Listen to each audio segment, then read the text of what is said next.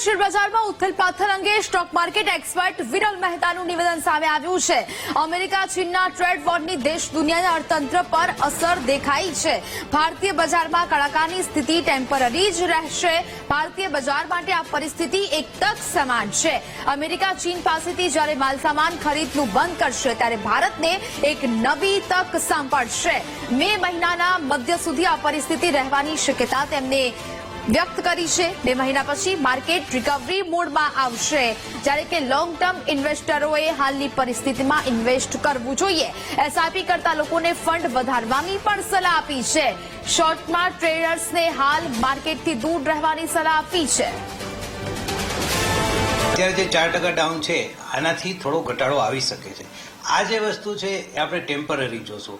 જેવી રીતના કોરોનાના ટાઈમમાં નીચે આપણે જોયું હતું માર્કેટ, ત્યાંથી સારું બાઉન્સ બેક જોયું, એવી રીતના ઇન્ડિયન માર્કેટ માટે આ ઓપોર્ચ્યુનિટી છે। જ્યારે ચાઇનાથી એ લોકો માલ નહીં લે અમેરિકા, તો એ ઇન્ડિયન માર્કેટ પાસે આવશે।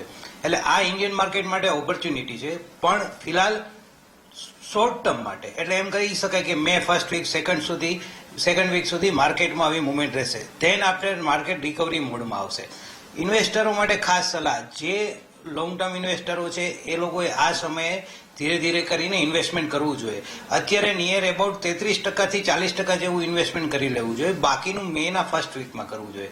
અને જે લોકો એસઆઈપી કરે છે એમણે કાંઈ ગભરાવાની જરૂર નથી। આ ટાઈમે એ લોકો જે એસઆઈપી કરે છે એમાં થોડું ફંડ વધારે એડ કરવાનો, કારણ કે નીચા માર્કેટમાં જ્યારે તમે ઇન્વેસ્ટમેન્ટ કરો છો તો એક સારી એવી તમારી એવરેજ બને છે। આનું રિઝલ્ટ ક્યારે આવે? જ્યારે મે પછી એટલે જૂન જુલાઈથી જ્યારે પછી માર્કેટ જ્યારે બાઉન્સ બેક મારશે ત્યારે તમને સારું એવું રિઝલ્ટ મળશે। એટલે આ માર્કેટથી ગભરાવાની જરૂર નથી। ટેમ્પરરી નો ડાઉટ હજી અહીંયાથી માર્કેટ નીચું જઈ શકે, એટલે કોઈ ગભરાયા વગર એસઆઈપી ચાલુ રાખવાનું અને લોંગ ટર્મ માટે ઇન્વેસ્ટમેન્ટ કરવાનું।